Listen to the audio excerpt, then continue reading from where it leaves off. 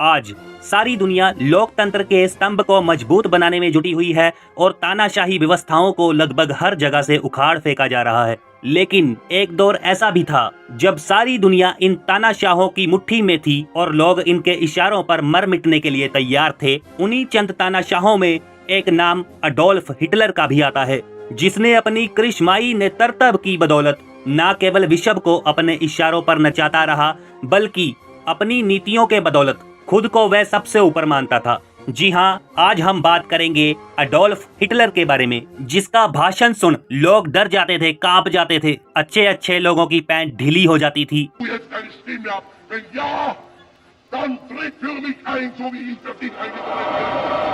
Adolf Hitler का जन्म 20 अप्रैल 1889 को ऑस्ट्रिया में हुआ था।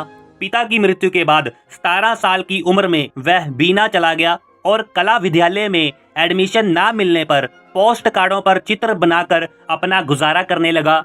जब पहला विश्व युद्ध शुरू हुआ तो हिटलर भी सभी काम छोड़कर सेना में भर्ती हो गया और फ्रांस की कई लड़ाइयों में भाग लिया। 1918 में जर्मनी की हार के बाद 1919 में हिटलर ने सेना छोड़ दी और नेशनल सोशलिस्ट आर्बिटर पार्टी यानी नाजी पार्टी का गठन किया। पार्टी का उद्देश्य साम्यवादियों और यहूदियों से सारे अधिकार छीनना था, क्योंकि हिटलर का मानना यह था कि साम्यवादियों और यहूदियों के वजह से ही जर्मनी की हार हुई है। जर्मनी की हार को लेकर हिटलर के अंदर जो नफरत की भावना थी वह हजारों जर्मन वासियों की भावना से मेल खाती थी और यही वजह थी कि नाजी पार्टी के सदस्यों की संख्या में बढ़ोतरी हुई और नाजी पार्टी एक पावरफुल पार्टी के रूप में उभरी। हिटलर ने स्वास्तिक को अपनी पार्टी का चिन्ह बनाया और समाचार पत्रों के द्वारा अपनी पार्टी के सिद्धांतों का प्रचार प्रसार जनता में किया। भूरे रंग की पोशाक पहने सैनिकों की टुकड़ी तैयार की गई।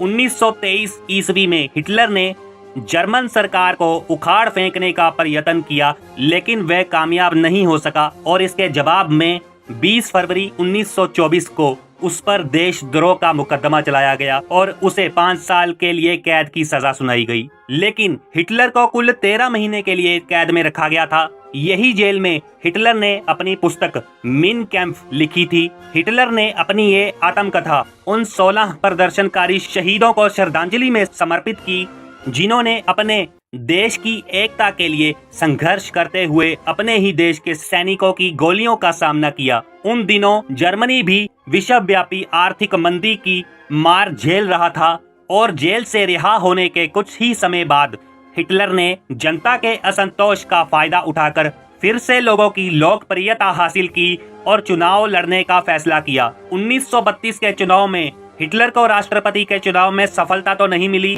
लेकिन 1933 में उसे जर्मनी का चांसलर चुन लिया गया और चांसलर बनते ही हिटलर ने अपनी तानाशाही प्रवृत्ति दिखानी शुरू कर दी। उसने साम्यवादी पार्टी यानी कम्युनिस्ट पार्टी को अवैध घोषित कर दिया और यहूदियों के जेनोसाइड का सिलसिला शुरू कर दिया। तत्कालीन राष्ट्रपति की मौत के बाद हिटलर ने अपने आप को राष्ट्रपति और सुप्रीम जज घोषित कर दिया। सत्ता हासिल करने के बाद हिटलर ने राष्ट्र को जोड़ने के लिए आने वाले युद्ध को ध्यान में रखकर जर्मनी की सेना शक्ति बढ़ाना शुरू कर दिया। उसने सारी जर्मन जाति को सैनिक ट्रेनिंग देने के लिए आदेश दिया। विशाल जर्मन राज्य की स्थापना का लक्ष्य लेकर हिटलर ने तमाम तरह की संधियों को तोड़कर पड़ोसी देशों पर हमला कर दिया, जिससे 1939 में दूसरा विश्व युद्ध भड़क उठा।